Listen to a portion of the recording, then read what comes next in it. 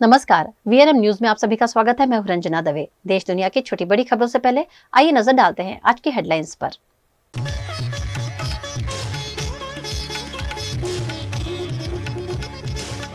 केरल पहुंचा मानसून, 27 जून तक मानसून के दिल्ली आने की संभावना।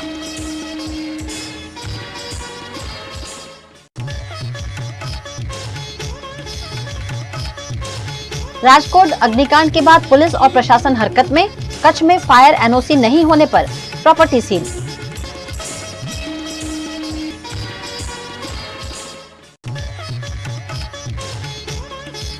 और गुजरात के महानगर वडोदरा में समस्याओं की भरमार। पानी के लिए आज भी फोड़ने पड़ते हैं मटके।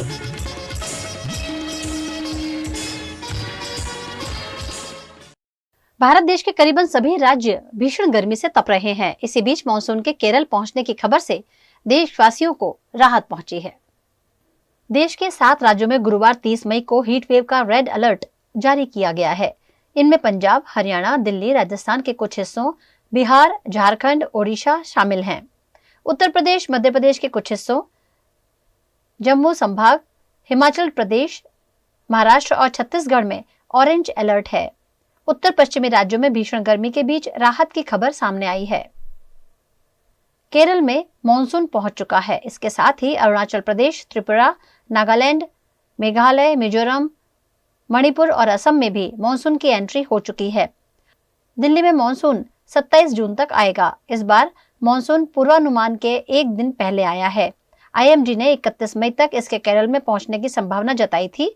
मानसून जल्दी आने का कारण रेमल साइक्लोन बताया जा रहा है, जो 26 मई को पश्चिम बंगाल और बांग्लादेश में आया था। इससे पहले 30 मई 2017 को साइक्लोन मोरा के कारण मानसून समय से पहले आया था। 2023 में केरल में मानसून की एंट्री 7 दिनों की देरी के बाद 8 जून को हुई थी। आमतौर पर केरल में 1 जून को मानसून प्रवेश करता है और 5 जून तक देश के अधिकांश हिस्से को कवर कर लेता है।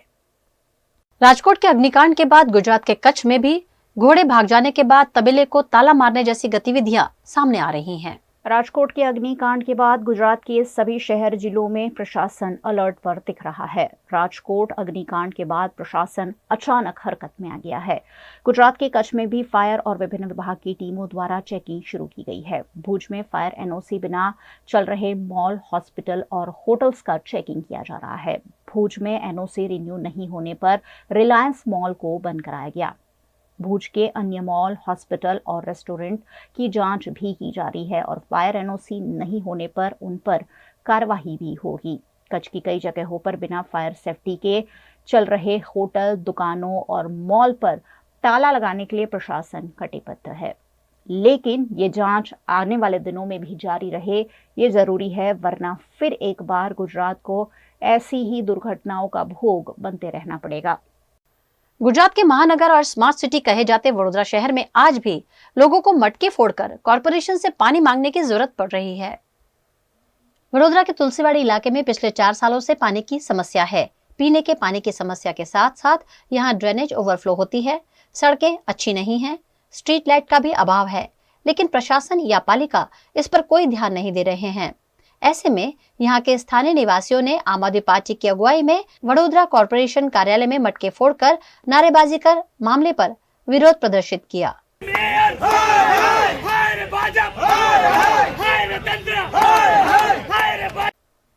इस मामले वडोदरा महानगर पालिका के म्युनिसिपल कमिश्नर दिलीप राणा को आवेदन पत्र देकर तुलसीवाड़ी इलाके में बुनियादी सुविधाएं उपलब्ध कराए जाने की मांग की गई है। आम आदमी पार्टी वडोदरा द्वारा ત્યાંના લોકો સાથે તુલસીવાડી, અશોકનગર, ઇન્દિરાનગર, ફાજા એપાર્ટમેન્ટ, સંજરી એપાર્ટમેન્ટ અને અમુક બીજા એપાર્ટમેન્ટનું નામ અહીંયા ઉલ્લેખિત છે।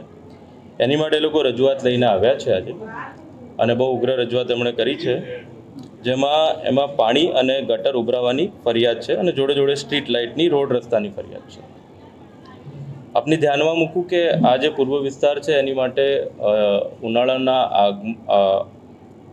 આગામી આયોજનના ભાગરૂપે અમે રાયકા ધોળકા જ્યાંથી પૂર્વ વિસ્તારમાં પાણી જાય છે અને આજવા એ બંનેનું પાણી પૂર્વ વિસ્તારમાં જાય છે।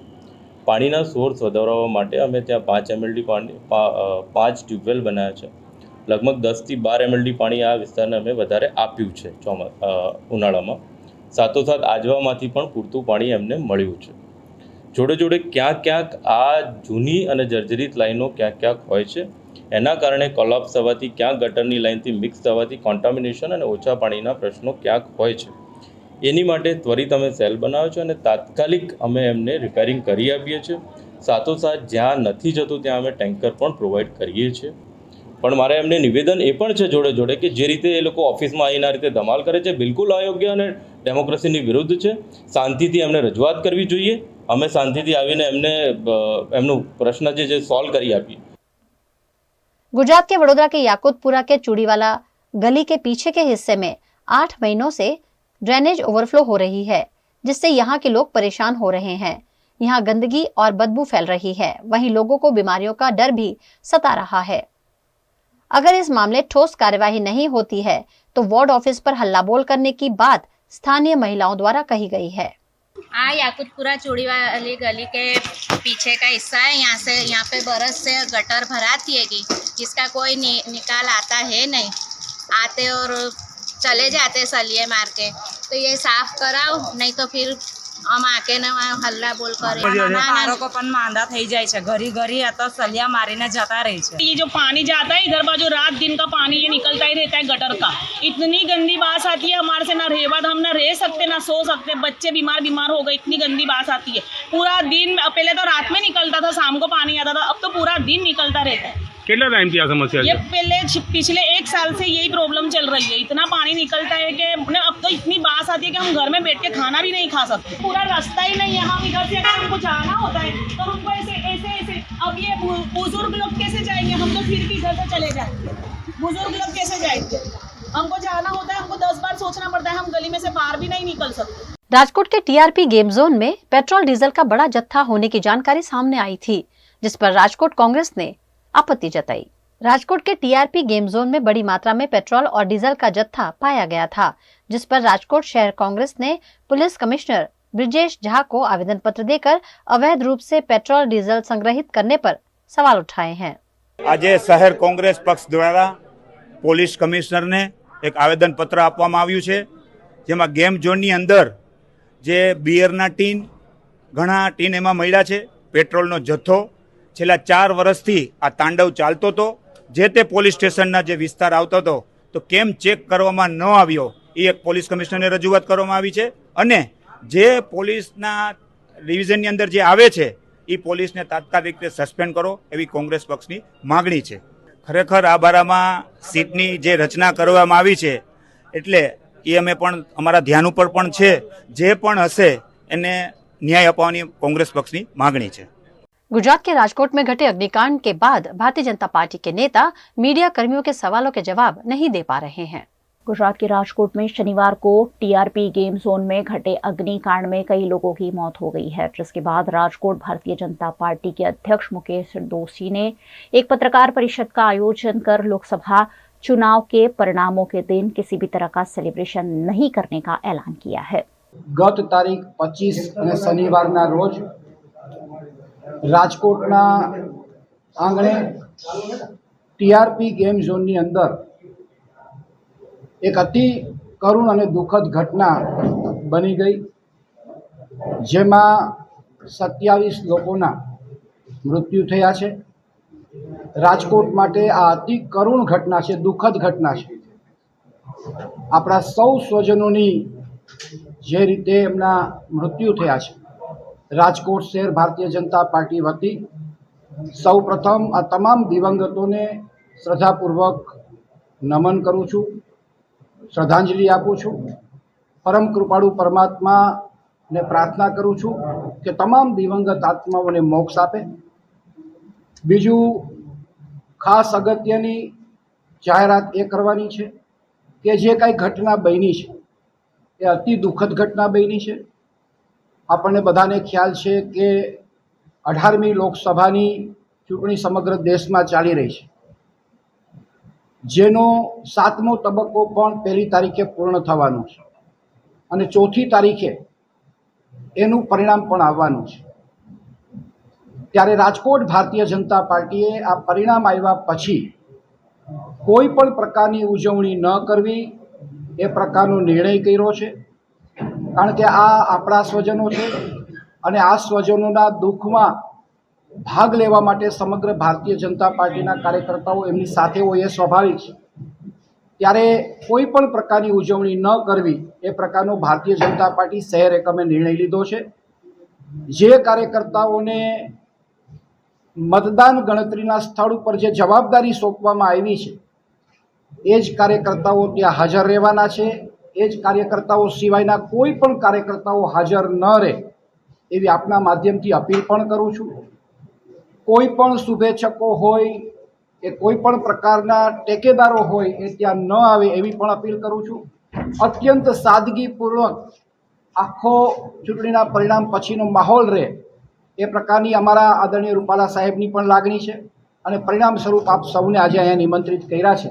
મારી ખાસ આપ સૌને વિનંતી છે કે 4 તારીખના પરિણામ પછી भारतीय जनता पार्टी राजकोट शहर का मानी कोई पण प्रकार की उजवणी नहीं करे. इस पत्रकार परिषद में भारतीय जनता पार्टी के राजकोट के सांसद राम मोकरिया, मेयर और लोकसभा प्रत्याशी पुरुषोत्तम रूपाला भी मौजूद थे. इस दौरान पत्रकारों ने भारतीय जनता पार्टी के नेताओं पर कई तीखे सवाल दागे, जिसका जवाब भारतीय जनता पार्टी के नेता नहीं दे पाए और पत्रकार परिषद छोड़कर चलते बने.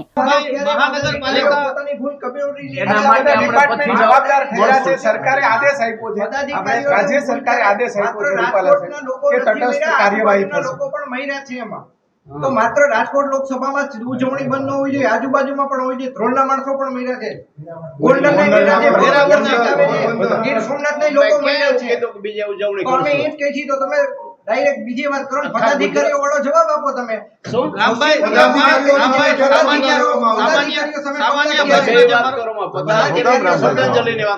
ભાજપના કેટલા વ્યક્તિઓ આમાં સામેલ હતા એવું કઈ તપાસ કરાઈ છે?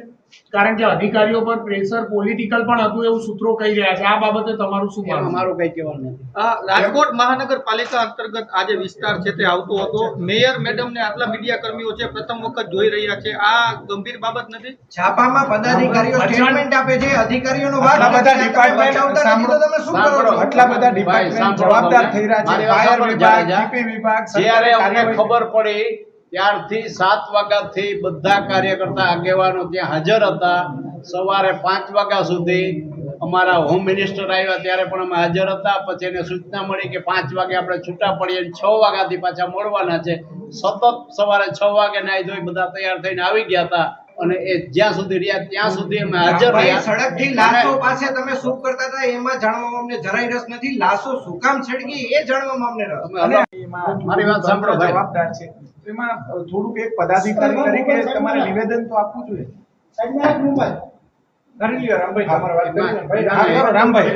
એવી વાત છે જે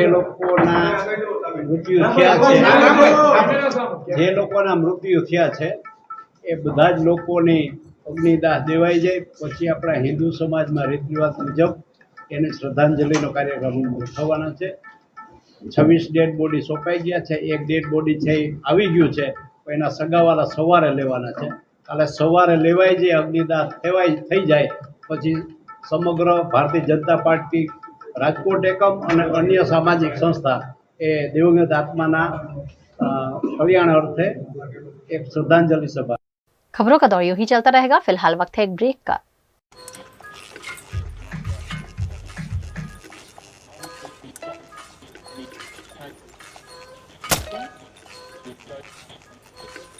पंखा कम वोल्टेज में कम हवा. Switch to RR signature BLDC fans जो दे फुल स्पीड कम वोल्टेज में. RR सिग्नेचर फैंस, आपके काम की बात. Welcome to Courtyard Palladium. 3 BHK large size apartments જ્યાં તમને મળશે એક grand living room with an amazing view, સાથે એક comfortable dining area, a perfect kitchen for your perfect family. Now 3 bedrooms નો પહેલો bedroom with an amazing balcony view. સાથે the second bedroom which is very comfortable, very cozy and has ample of sunlight. And now for the third and the master bedroom of this house. This is so amazing, so grand and so beautiful. Best વાત આ અપાર્ટમેન્ટ્સની એ છે કે અહીંયા તમને મળે છે walk through balcony. So now I'll see you in the living room. Let's go. This is amazing, right? Courtyard Palladium. 3 BHK large apartments near Earth Infinity in Bhaili. Don't forget to visit.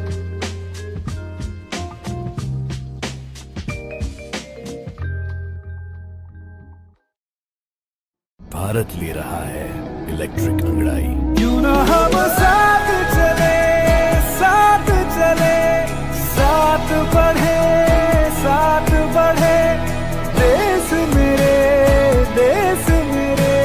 देश को ले जाए नई दिशा की ओर। आपका Joy, Bharat का Joy. Gujarat के वडोदरा में वर्ल्ड नो टोबैको डे के अवसर पर फेथ फाउंडेशन द्वारा बच्चों को तंबाकू से दूर रखने के लिए जागरूकता कार्यक्रम आयोजित किया गया। वडोदरा में अमित नगर सर्कल पर 31 मई को मनाए जाते वर्ल्ड नो टोबैको डे के उपलक्ष्य में फेथ फाउंडेशन के बच्चों द्वारा जागरूकता कार्यक्रम किया गया। इसमें बच्चों ने स्टिक के माध्यम से तंबाकू और सिगरेट की लत से बचने और स्वस्थ जीवन शैली अपनाने की अपील की।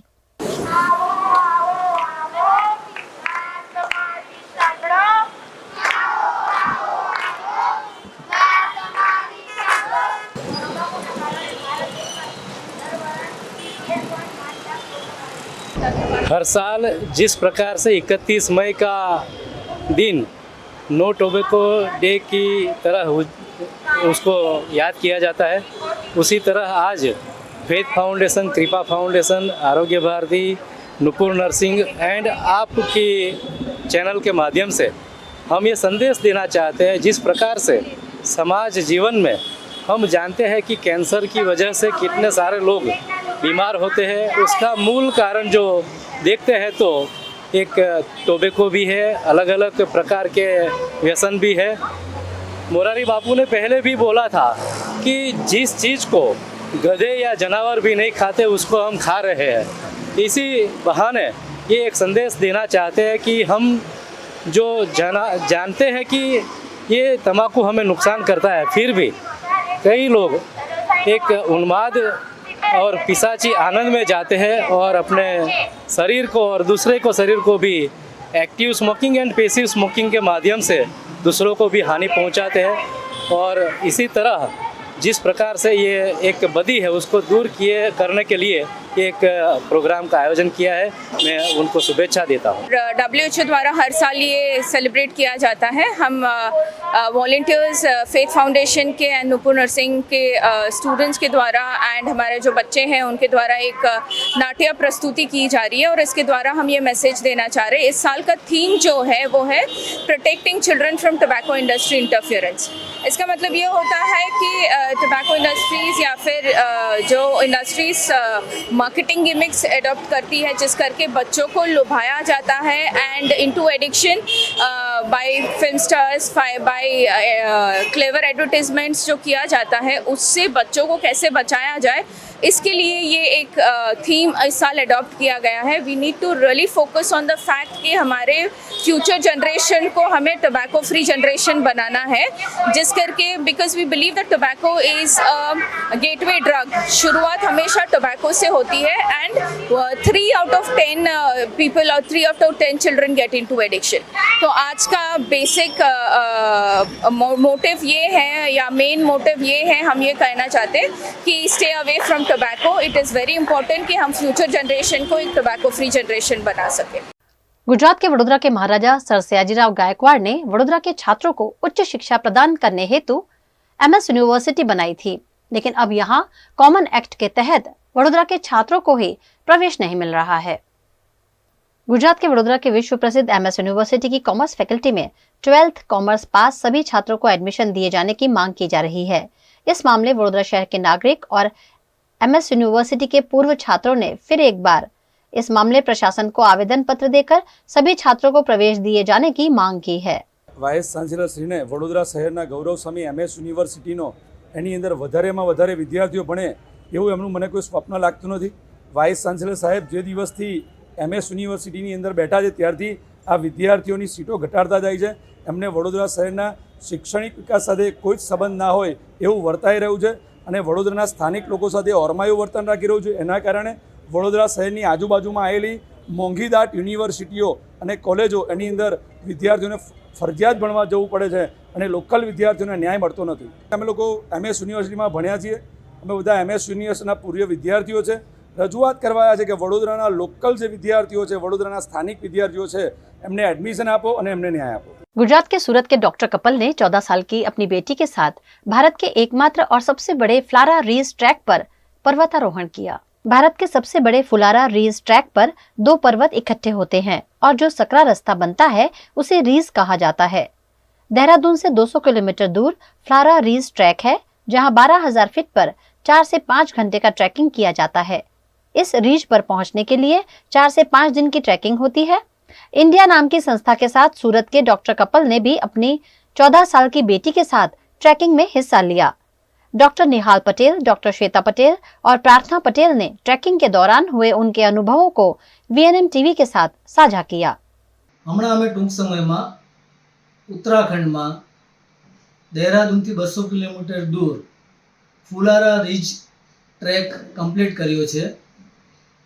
फुलारा रीज भारतमां सौथी मोटी रीज छे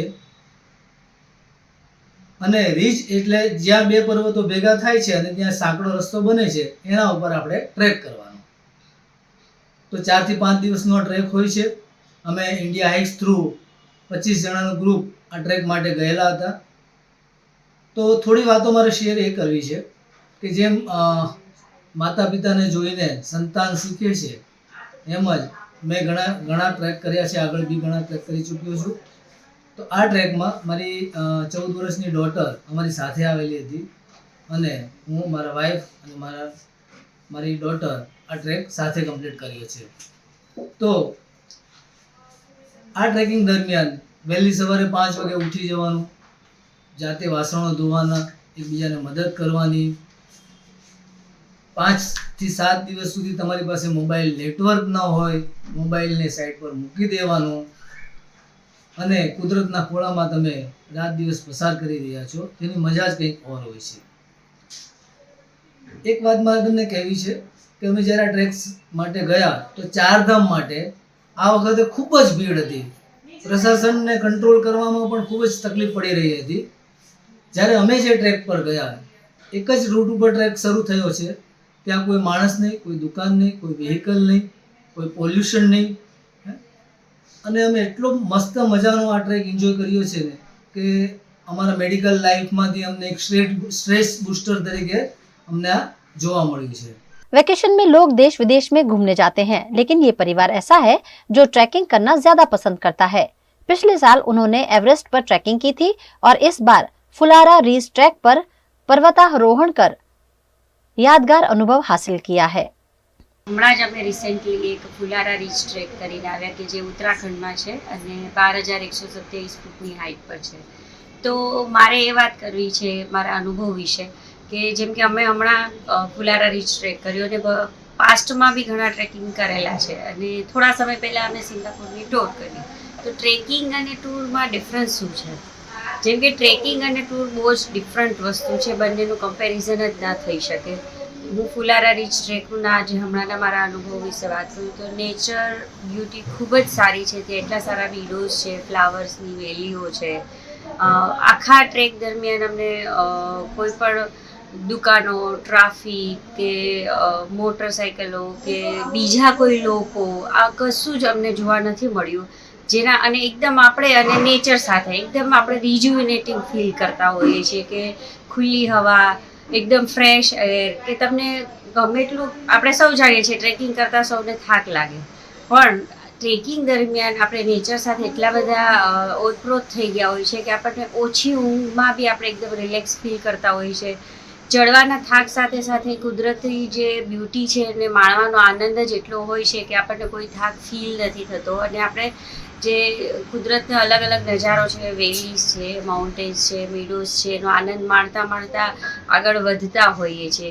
જ્યારે એ જ વસ્તુ આપણે ટૂરની વાત કરીએ તો ટ્રાફિક, વ્હીકલ્સ અને ત્યાં આપણે જનરલી ચાલવા કરતાં ટ્રેન, બસ કે કારમાં આપણે કરતા હોઈએ છીએ ટ્રાવેલિંગ, મોલ્સમાં જતા હોઈએ છીએ, ભીડભાડવાળી જગ્યાઓ જોતા હોઈએ છીએ।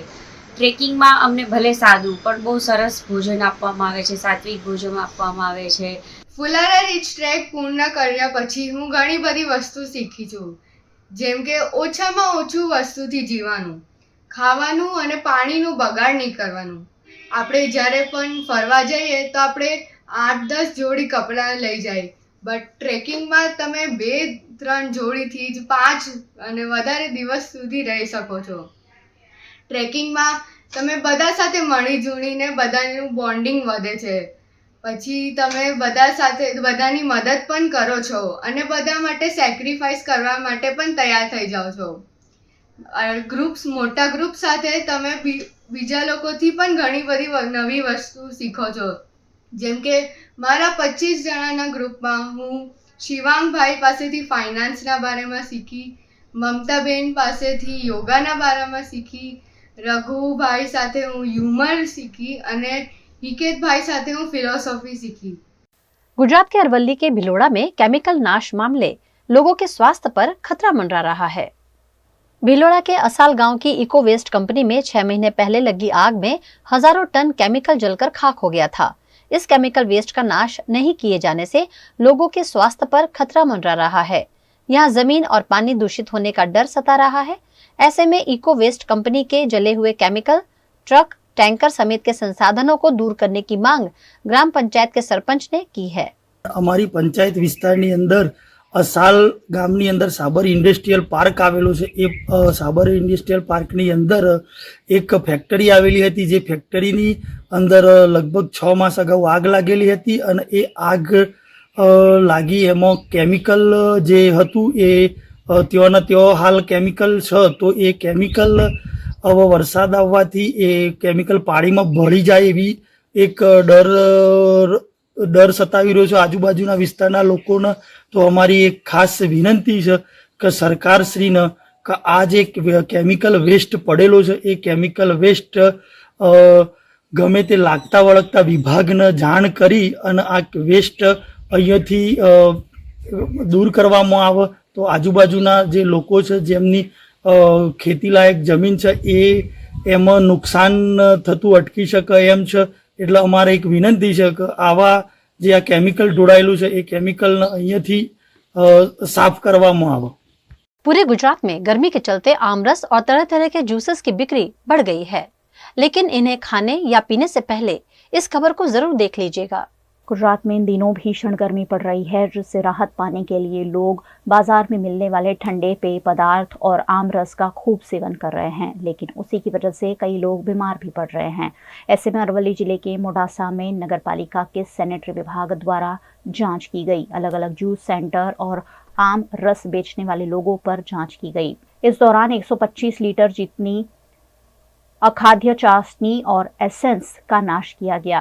मोडासा पालिका द्वारा अखाद्य पदार्थों को बेचने वाले लोगों पर दंडनीय कार्यवाही भी की गई है. साथ ही अखाद्य आम, चाशनी और एसेंस को नष्ट कर दिया गया है. खबरों का दौर यूं ही चलता रहेगा. फिलहाल वक्त है एक ब्रेक का. Part of the RR Global Conglomerate with the presence in over 50 countries. RR Kabel is a leading Indian wires and cables brand. A wide range offering excellent quality and trustworthiness. RR also has a wide range of lighting solutions. Choose from several options that can light up your home or office. Presenting appliances from RR, increasing the style quotient of your home. Delivering convenience every day.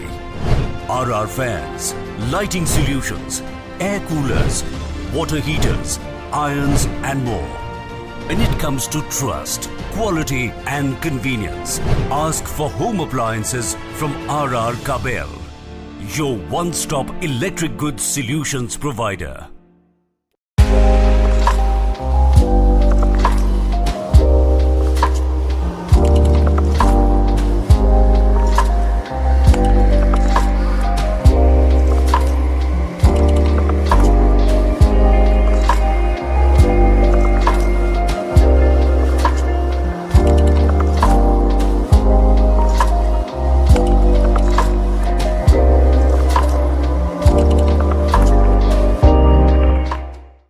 Every new year we take a new year resolution.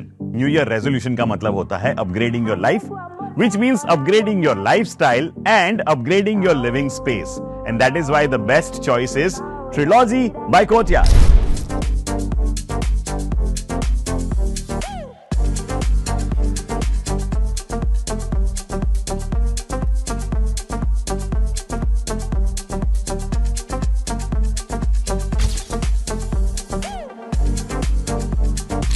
Trilogy by Courtyard.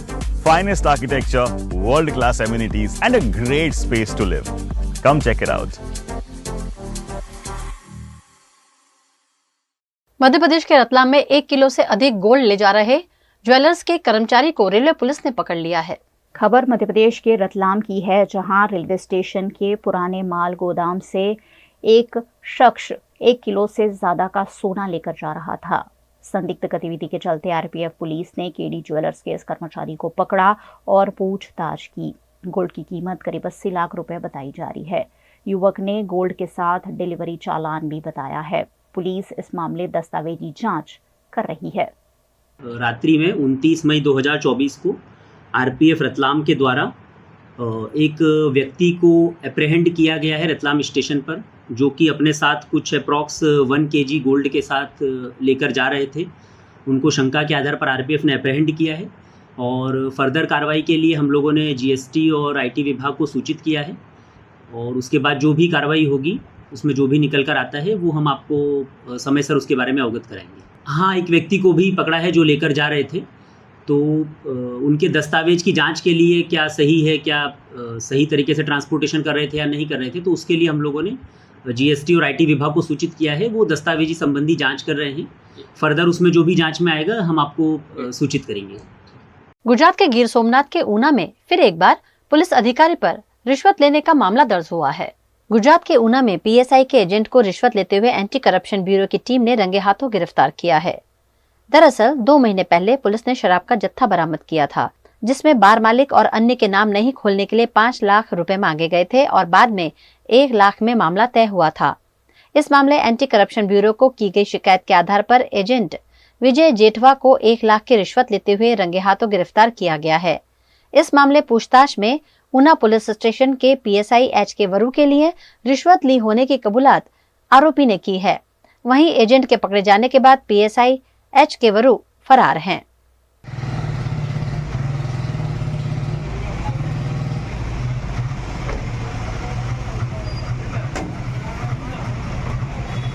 Gujarat के भावनगर में fire NOC नहीं होने पर ज्ञान गुरु विद्यापीठ school को seal कर दिया गया है।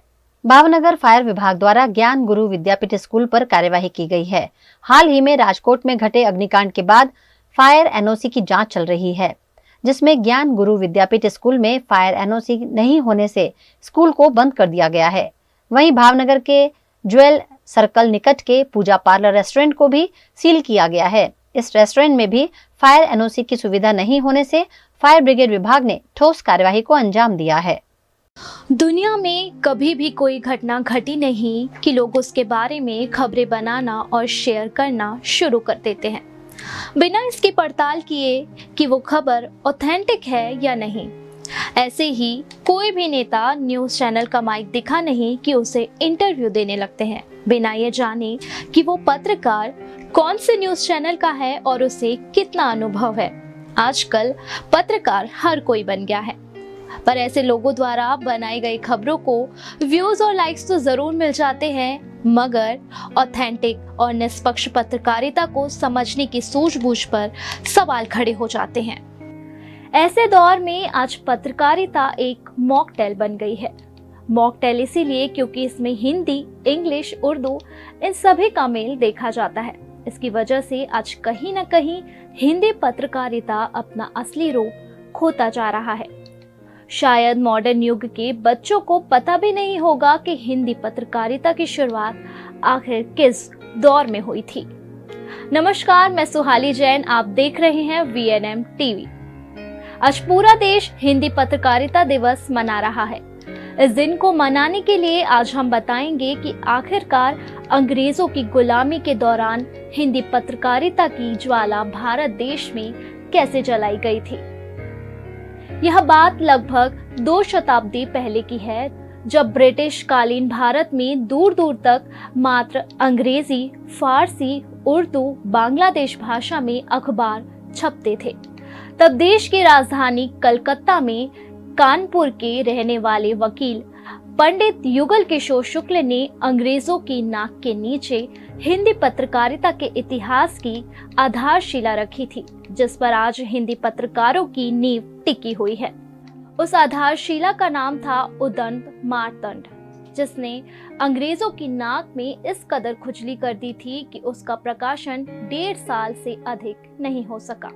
हिंदी भाषा में उदंत मार्तंड के नाम से पहला समाचार पत्र 30 मई 1826 में निकाला गया था। इसलिए इस दिन को हिंदी पत्रकारिता दिवस के रूप में मनाया जाता है। इसका प्रकाशन और संपादन दोनों ही जुगल किशोर शुक्ल के द्वारा ही किया जाता था। इस तरह हिंदी पत्रकारिता की शुरुआत करने वाले पंडित जुगल किशोर शुक्ल का हिंदी पत्रकारिता के जगत में एक खास स्थान है। उस समय औपनिवेशिक ब्रिटिश भारत में जुगल किशोर ने कलकत्ता को अपनी कर्मस्थली बनाया था। परतंत्र भारत में हिंदुस्तानियों के हक की बात करना बहुत बड़ी चुनौती बन चुका था। इसलिए उन्होंने कलकत्ता के बड़ा बाजार इलाके के अमरतल्ला लेन कोलू टोला में उदंत मार्तंड का प्रकाशन शुरू किया। उदंत मार्तंड एक ऐसा अखबार था जो ईस्ट इंडिया कंपनी की दमनकारी नीतियों के खिलाफ खुलकर लिखता था। ये 8 पेज का साप्ताहिक अखबार हर मंगलवार को निकलता था। ईस्ट इंडिया कंपनी के खिलाफ खबरें प्रकाशन करने के चलते सरकार ने अखबार के प्रकाशन में कानूनी अड़ंगे लगाना शुरू कर दिया। परतंत्र भारत की राजधानी कलकत्ता में अंग्रेजी शासकों की भाषा अंग्रेजी के बाद बांग्ला और उर्दू का प्रभाव था। इसलिए उस समय अंग्रेजी, बांग्लादेशी और फारसी में कई समाचार पत्र निकलते थे। तब हिंदी भाषा का एक ही समाचार पत्र मौजूद था। 1818 और 1819 में कलकत्ता स्कूल बुक के बांग्ला समाचार पत्र समाचार दर्पण में कुछ हिस्से हिंदी में भी होते थे। हालांकि उदंत मार्तंड एक साप्ताहिक प्रयोग था। इस साप्ताहिक समाचार पत्र के पहले अंक की 500 प्रतियां छापी गई। हिंदी भाषी पाठकों की कमी की वजह से उससे ज्यादा पाठक नहीं मिल सके। दूसरी बात कि हिंदी भाषी राज्यों से दूर होने के कारण उसे समाचार पत्र डाक द्वारा भेजना पड़ता था। उस दौरान डाक दरें बहुत ज्यादा होने की वजह से इसे हिंदी भाषी राज्यों में भेजना भी आर्थिक रूप से महंगा सौदा पड़ने लगा था। पैसों की तंगी की वजह से उदंत मार्तंड का प्रकाशन बहुत दिनों तक नहीं हो सका। आखिरकार 4 दिसंबर 1827 को इसका प्रकाशन बंद कर दिया गया। स्वाधीनता आंदोलन में हिंदी पत्रकारिता भारतीयों की सशक्त आवाज बनी थी। आजादी के बाद हिंदी पत्रकारिता ने भारत की प्रगति और भारतीय का कल्याण सुनिश्चित किया। निडरता और निष्पक्षता से पत्रकारिता कर्म निभाने वाले पत्रकार साथियों की इसमें अहम भूमिका रही थी। आज का दौर बिल्कुल बदल चुका है। पत्रकारिता में बहुत ज्यादा आर्थिक निवेश हुआ है और इसे उद्योग का दर्जा हासिल हो चुका है। हिंदी के पाठकों की संख्या बढ़ी है और इसमें लगातार इजाफा हो रहा है, लेकिन कहीं ना कहीं हिंदी पत्रकारिता आज खतरे में नजर आ रही है। आज की ये रिपोर्ट आपको कैसी लगी, हमें कमेंट सेक्शन में जरूर बताएं और देखते रहें VNM टीवी। VNM टीवी की खबरें अब आप YouTube, Facebook, Instagram के अलावा OTT प्लेटफॉर्म्स पर भी लाइव देख सकते हैं। डेली हंट, जियो टीवी, वोडाफोन टीवी पर 24 घंटे VNM टीवी आपके लिए उपलब्ध है, तो देखते रहिए VNM TV. VNM news room से आज बस इतना ही। कल फिर मुलाकात होगी, तब तक के लिए इजाजत दीजिए। नमस्कार।